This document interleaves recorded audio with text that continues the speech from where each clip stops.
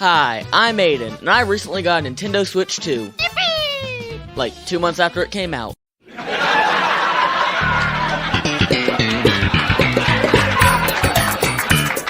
Okay, I know I'm a little late to the party, and the Switch 2 is probably old news by now, but as of writing the script, I've been playing it for about a week, and I have to share my thoughts on it. First off, this thing is like crazy hard to find. It isn't as bad as the PS5 was in 2020, because honestly the PS5 is still kind of hard to find. Getting my PS5 was an insane journey that I might talk about in a future video, but the Switch 2 is still pretty rare. I'm not sure if it's because I live in a town with only one place to find one, that being a Walmart, or if it's really just that rare. Apparently it's the fastest selling console of all time, so there's that. It's honestly kind of hard to believe though, because Mario Kart World Online server is just completely dead. You'd think I'm joking, but I'm not. People are getting this error code every time they try to play Mario Kart Online. Nobody is joining. Fortunately, I was able to get some online matches, but the fact that this is happening and the game is bundled with the Switch 2 is crazy. Okay, but so what if Mario Kart is dead, right? It's one game. However, one game is a lot considering there's only 5 games available at launch. And this was also the game that Nintendo was heavily banking on to see if they can get away with $80 games. And on that topic, I thought games were supposed to be $60.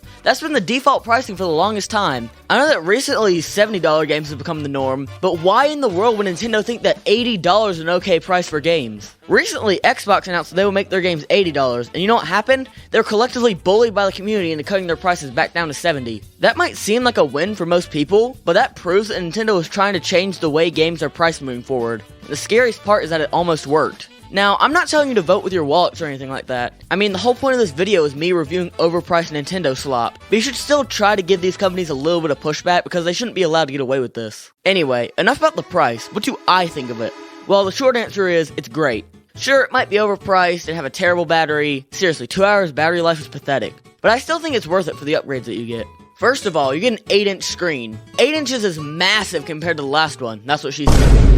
And the Joy-Cons are way better too. They're so much longer and easier to grab onto. Again, that's what she said. And sure, the screen might be an LCD instead of an OLED like the last Switch, but to be honest, I kind of forgot that the last Switch was even an OLED while I was playing. It was insane for like the first week, but then it just kind of wore off. But the screen on the Switch 2 is much better. The thing is 1080p compared to the 720p of the last screen. And this makes the games look way better in handheld mode. Most Switch 1 games run at their docked resolution when in handheld mode on Switch 2, which is great. And most of them look a lot better here than they ever could on Switch 1. Well, not really.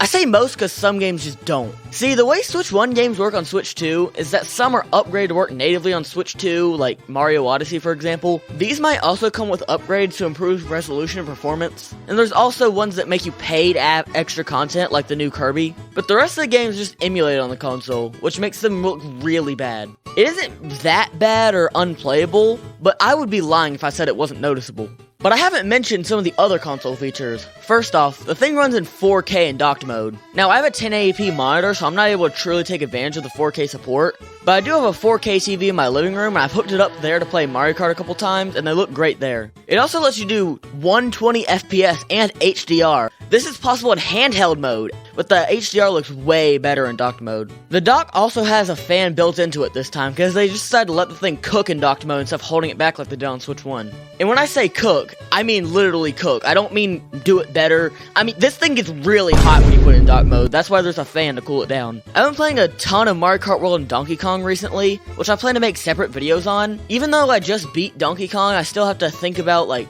my opinions on it, and same with Mario Kart World. Those videos are coming soon, so stay tuned for that. I've also touched on a bit of GameCube games on Nintendo Online. I've really only played Soul Calibur so far, but I'm planning on doing another Wind Waker playthrough. But I really don't see me doing much more than that with the games we have now. Hopefully they add something good like Double Dash or Melee, because I can play some actual good games besides just Wind Waker. Melee is better than Ultimate anyway, so it'd be way better.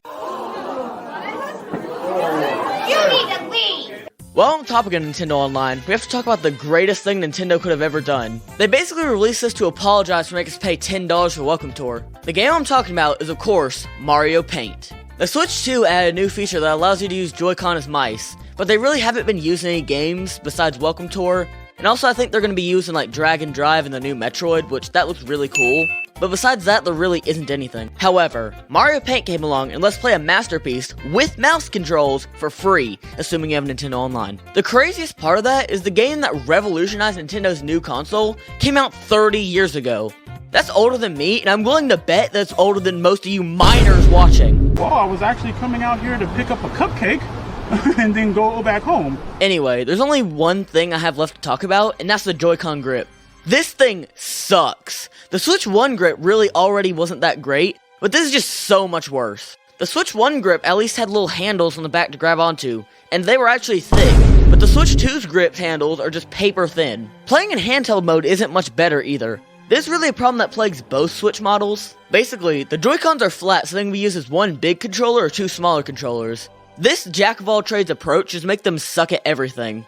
I will say that the Switch 2 Joy-Cons are a lot more comfortable, but I mean, it's not much better. Most of the time, I either just play with the Joy-Cons with the straps on them, or with the Pro Controller. And before you ask, no, I did not get the Switch 2 Pro Controller. I do want it, and I've heard a bunch of people say it's like the perfect controller and better in every way, but from what I've seen, there's not really enough to warrant spending $85 on it. Games are already $80, so I'm not spending $5 extra on a controller when I already have a perfectly good Switch 1 Pro Controller. So now for the big question. The reason you clicked on this video. Should you buy a Switch 2? Well, that really depends. If you want it because it's just the hot new thing out, then no, don't get it. You probably already have a perfectly good game console, and you probably have a Switch 1, so just go play that. If you want it for the new third-party games, then probably not. I say probably not and not no, because the portability of the Switch 2 is really great when it comes to playing any game, and it's really cool to be able to play games like Sonic Generations, Red Dead 1, review coming soon, and hopefully Red Dead 2 if Nintendo listens to us, portably.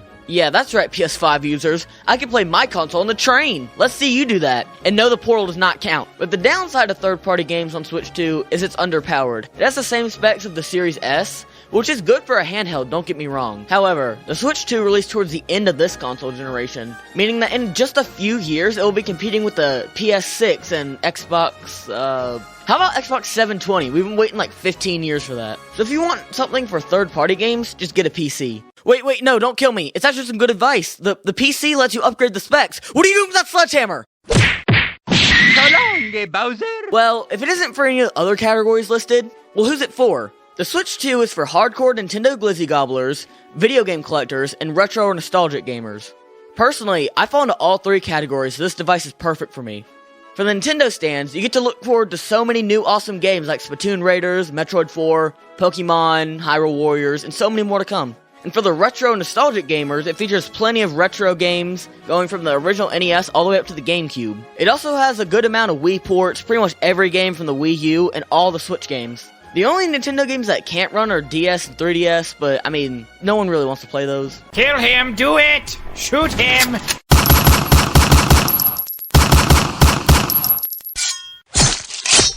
And finally, for the collectors, it's something new to put on your shelf. And sure, I did just say that you shouldn't buy it because it's new, but as a video game collector myself, I could say that having a new console in your collection is pretty cool. Pretty much, just if you want the thing, get it. After all, I'm a 14-year-old. Who am I to tell you how to spend your money? If you really want me to tell you, why not give it to me? Anyway, thanks for watching this video. If you made it this far, then obviously you enjoyed it, so could you consider leaving a like and subscribing? The last thing I have to say before I go is I'll be hosting a Q&A video at 100 subscribers. So if you want a chance to be featured in it, just subscribe and put a comment down below with the word Q&A, a colon, in your question. If you don't want to be part of the Q&A but still want to help the video out, I'd really appreciate if you comment the word Switch. Well, that's about all from me, guys. See you next time.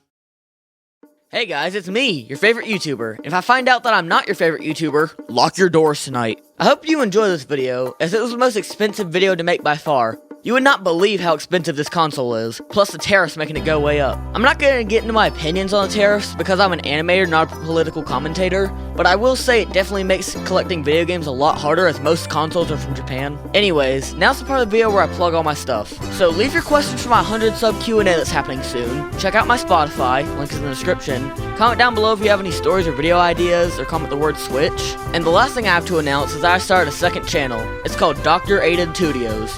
Yeah, I know the name doesn't make sense, but, you know, studios, too, it works. I'll leave the link for it in the description if you want to go check it out. I'll mainly just be posting, like, gaming, streams, and behind the scenes. And sorry if this is a little weird, I didn't put this in the script, I literally just made it before I started recording.